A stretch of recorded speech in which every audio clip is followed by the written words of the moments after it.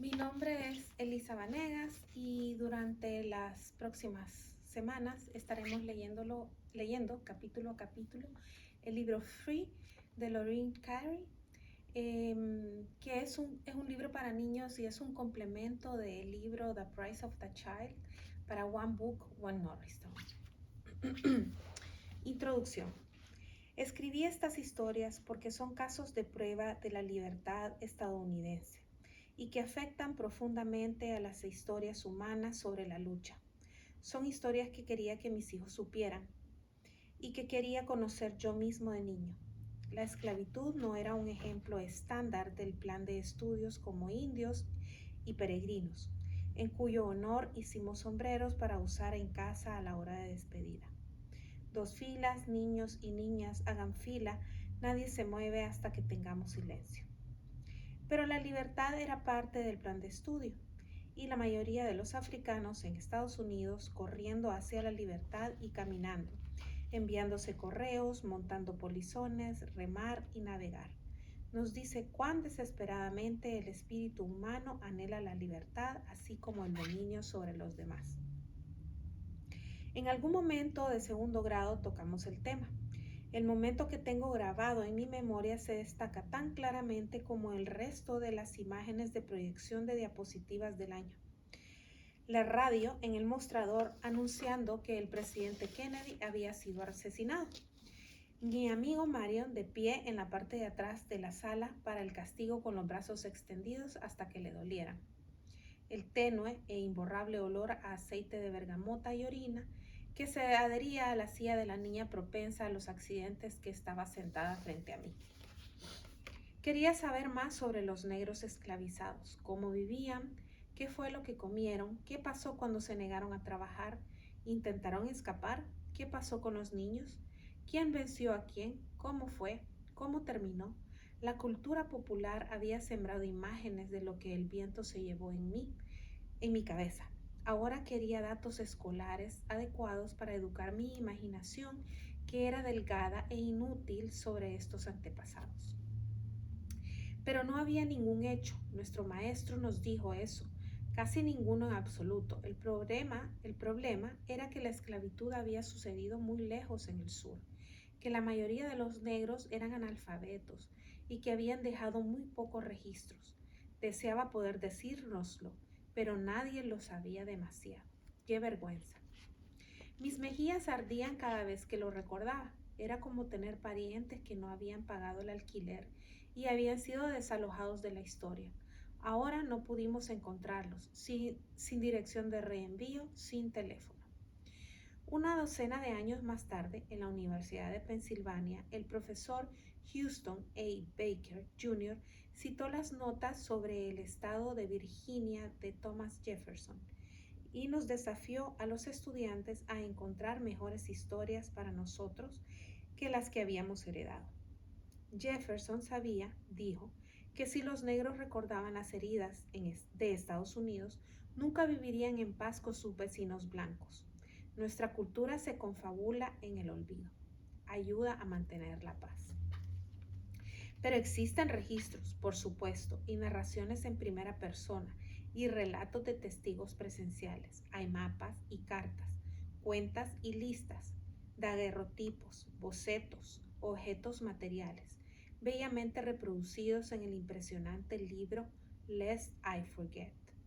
En mi ciudad natal, Filadelfia, casi todos los involucrados dejaron registros.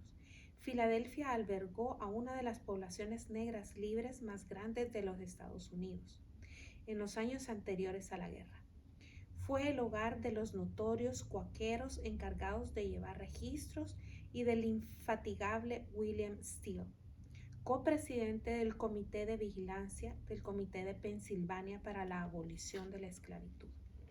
De todos los libros que descubrí mientras escribía El precio de un niño, el que mostró de manera más brillante la desesperada insistencia de los fugitivos, la diversidad de sus métodos y el tamaño de la comunidad que los apoyó fue The Underground Railroad, autoeditado en 1872 por William Steele. Estos escapes eran tan convincentes que comencé a contárselos a mis propios hijos, incluida la historia de Jane Johnson, en la que se basa El precio de un niño, como parte del programa de One Book, One Philadelphia del 2003. Esta historia se presentó en el sitio web de la Biblioteca Gratuita de Filadelfia y se publicó en la revista dominical The Philadelphia Inquirer, para que los niños pequeños y los adultos principiantes pudieran leer la historia de Jane Johnson, mientras el resto de la ciudad leyó El precio de un niño. Quería que mis hijas supieran más de lo que les enseñaban en sus escuelas y quería que aprendieran sobre la esclavitud no de un observador ficticio, sino de las mismas personas que arriesgaron sus vidas y sacrificaron la familia, la seguridad y la salud. Algunas veces a lo largo de los años, mi esposo y yo visitamos las aulas de nuestras hijas, no solo para contar las historias, sino también para guiar a los niños a presentarlas en animadas improvisaciones a las que los niños aportaron su propia inventiva y corazones abiertos. Elegí historias con finales en su mayoría exitosos y pasajes no demasiado intensos, un equilibrio entre hombres y mujeres y una variedad de estrategias de escape que usan ingenio, coraje, pura fuerza física, voluntad, astucia y una esperanza escandalosa. Permiten que nuestras mentes del siglo XXI imaginen activamente la vida interior de las personas esclavizadas y nos pongan en su lugar, no con vergüenza, sino con compasión y respeto. Cuando escribo las historias para enviarlas a casa para que padres e hijos puedan leerlas juntos, me di cuenta de que quería encontrar un lenguaje que fuera simple y convincente, capaz de contener un significado complejo, además de satisfacer al lector más maduro de cualquier nivel de alfabetización. Esta colección es el resultado de ese proyecto. Comienza con la asombrosa historia de la fuga que llevó al propio hermano de William, Peter Steele, nacido esclavo, a la puerta de William Steele, debido a que William conocía de primera mano el dolor de la separación de la familia y la alegría del reencuentro. Decidió hacer un seguimiento de todos los escapes que pudo. Las otras historias son aquellas que crean cintas en bucle en la imaginación. Una joven embarazada enviada al norte en una caja, una chica que se viste como un niño para evitar ser detectada, un hombre montando a caballo media milla a través del agitado río Potomac. Con respecto a la precisión histórica, he usado los mismos principios que usé en mi libro para adultos para escribir estas historias. Es decir, no he inventado ninguna acción para las personas muy reales descritas aquí. Todo lo que hacen o dicen es lo que William Steele registró, cosas que él mismo vio, el testimonio o las cartas de los participantes o los relatos de los periódicos. He tratado de contar las historias con una claridad resonante, evitando la práctica irrespetuosa de insertar pensamientos en la cabeza de los personajes. Para mí y mis hijos, estos son textos que enseñan liberación, nos acercan a los últimos actos de resistencia, donde los individuos superan su propio miedo y las fallas de la visión política de su país. No debe haber disminución del hecho de la esclavitud aquí, ni pabulum o condescendencia. Cuando las personas pasan a la clandestinidad, deben enfrentarse a su propio terror, así como a las trampas que les tienden sus compañeros. Vamos con esta gente dentro de la caja, debajo del saco de arpillería, en la silla de montar, agarrados a la crin del caballo mientras nos lanzamos por el río helado. Conocemos la carga de la esclavitud porque vemos la desesperada insistencia de escapar de ella. Estos fugitivos, corriendo por su propia libertad, se convirtieron en una importante fuerza económica y política en la historia anterior a la guerra. En su momento, decenas de miles de revueltas individuales fueron silenciadas y encubiertas. Al contar estas historias ahora, honramos el costo extravagante que pagaron estas personas para enmendar nuestra democracia. Y al prestar atención a cómo estos estadounidenses lograron salir de la nada Instruimos a nuestros hijos y a nosotros mismos en la acción política y la esperanza. Mujer escapando en una caja. No sabemos su nombre, pero sí sabemos que en 1857 una joven que estaba embarazada de su primer hijo estaba decidida a alejarse de la casa adinerada de Baltimore, donde estaba esclavizada para trabajar como doncella y costurera. Los bebés nacidos de madres en cautiverio también serían esclavos. Así que la joven estaba decidida a sacar a ella y a su hijo por nacer de Baltimore, para que el niño pudiera nacer libre. Ella y un joven llamado Thomas Shipley hicieron un plan. Luego buscó la oportunidad justa para ponerlo en acción. Llegó el día del gran baile de inauguración en la Academia de Música y todos en la casa estaban alborotados con los preparativos. Enviaron a la joven a comprar unos artículos de última hora. Ella siguió adelante. Cuando se dieron cuenta de su desaparición, los dueños de la joven interrogaron a una mujer afroamericana libre a la que le pagaron para que les lavara la ropa. Como no pudo o no quiso decirles a dónde había ido la joven, la despidieron. También ofrecieron una recompensa a cualquiera que pudiera ayudarlos a encontrar a la fugitiva, pero nadie dijo nada.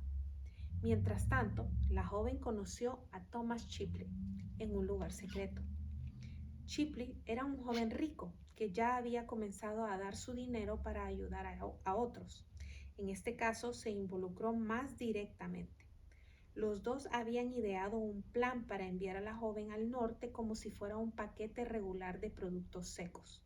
Shipley tenía lista una caja de madera, forró el fondo con paja limpia. La joven entró con las rodillas dobladas debajo de ella. Luego le dio un par de tijeras para que las usara si necesitaba hacer un agujero para respirar. Nadie ha registrado lo que dijeron en ese momento, en todo caso, así que no sabemos la naturaleza de su miedo o el de ella, o su aliento. Shipley colocó más paja alrededor de sus costados y sobre su cabeza. Luego, con mucho cuidado, clavó la tapa, llevó la caja al depósito de Baltimore y envió por correo a la joven a la atención de entrega general en Filadelfia. Una vez pagada la caja, Shipley viajó a Filadelfia para llegar temprano y encontrar a alguien que la recogiera al día siguiente. Agradable y regular para ese era el punto. Tenía que parecer una entrega comercial normal. La caja estaba oscura por dentro, sin luz. El aire estaba ahogado por la paja.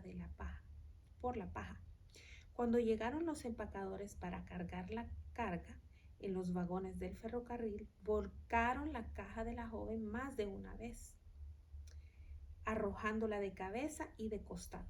Cuando se fueron, trabajó para cavar un pequeño agujero con unas tijeras que Shipley le había dado. Aún así, entraba muy poco aire fresco. No se atrevía a toser ni estornudar y no había bebido agua para no tener que orinar. Se puso sedienta y rígida. Era difícil respirar, difícil mantenerse consciente y muy oscuro y solo. En Filadelfia, Thomas Shipley contrató a un hombre llamado George Custis para que fuera a buscar la caja. Custis era un repartidor que poseía un carro tirado por un solo caballo, llamado carreta, para llevar paquetes de un lado a otro a lo largo del puerto. El depósito del ferrocarril y los negocios de la ciudad, Shipley también hizo arreglos con una anciana, la señora Myers, para aceptar la entrega. Mientras tanto, temprano en la mañana, la caja de la joven se movió hacia el norte con el resto del correo en los vagones del ferrocarril. Llegó a Filadelfia a las 10 a.m. Aunque ahora era una mañana brillante, estaba en un estado libre. Dentro de la caja permaneció prisionera en la oscuridad. George Custis sabía lo que había en la caja, pero juzgó por la cara preocupada de Shipley que fuera lo que fuera importaba mucho. Así que Custis se encontró con el vagón de tren cuando llegó a la ciudad. Antes de que pudiera descargar el tren, Custos le preguntó al conductor si podía entrar directamente en el vagón de carga del ferrocarril y sacar la caja que le habían enviado. El conductor se resistió. No le gustaba la idea de que alguien sacara el correo antes de haberlo descargado e inventariado adecuadamente, pero Custos lo convenció. Le dijo al conductor que necesitaba llevar a su destino de inmediato y le recordó al conductor que había estado viniendo al depósito todos los días durante años. Tú me conoces, dijo. Seré responsable de la caja. Tómalo, dijo el conductor, y sigue adelante. Con gran esfuerzo, Custos cargó la pesada caja en su carro y la llevó a la casa de la señora Myers. Ella había estado esperando y pensó que estaba lista. Sin embargo, una vez que el paquete fue entregado en la casa adosada en el 412 South 7th Street, una vez que estuvo en su casa en silencio e inmóvil, la anciana se puso nerviosa. Se apresuró calle arriba hasta la casa de su amiga, la señora Ash, una empresa de pompas fúnebres. La señora Ash estaba acostumbrada a tratar con cadáveres. La señora Myers esperaba que la persona en la caja estuviera viva, pero no podía estar segura. Juntas levantaron la tapa y vieron el bulto de una cabeza humana y cabello oscuro asomando a través de la paja. Las dos mujeres vacilaron. Uno de ellos aventuró unas palabras.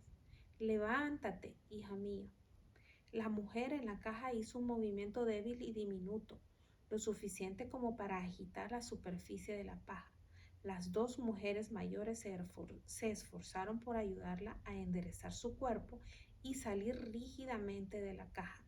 Luego la llevaron arriba para que se acostara en una cama suave y limpia. Todo lo que pudo decir fue: me siento tan mortalmente débil. En una hora más o menos las mujeres la convencieron de tomar un poco de té. Luego se durmió. Ella durmió ese día y toda la noche. Al día siguiente pudo hablar un poco más, pero todavía con dificultad. Al tercer día pudo sentarse y hablar. Poco después, el comité de vigilancia la envió a la libertad en Canadá. Antes de irse, la joven trató de describir lo asustada que había estado en la caja, lo sola, lo real y repentinamente cercana que parecía la muerte. No podía explicarlo, pero tal vez las ancianas sabias entendieron que una vez que se arrojaba una caja a la plataforma, ya no era una persona, sino una pieza de correo. Una caja que se podía dejar caer, dejada en la esquina de un depósito o un vagón de ferrocarril, golpeada contra los rieles, aplastada bajo el peso de otra caja cargada en la parte superior. No podía encontrar palabras para decir que la única noche de su encarcelamiento reflejaba su vida de esclavitud como una lupa mortal, que toda su vida había estado encajonada realmente, movida como un objeto, incapaz de respirar libremente, en suelo libre, o tener hijos a la luz del sol de la libertad. Lo que ella dijo que recordaron y escribieron, que de todos sus temores el peor era que la descubrieran y la enviaran de regreso a la esclavitud.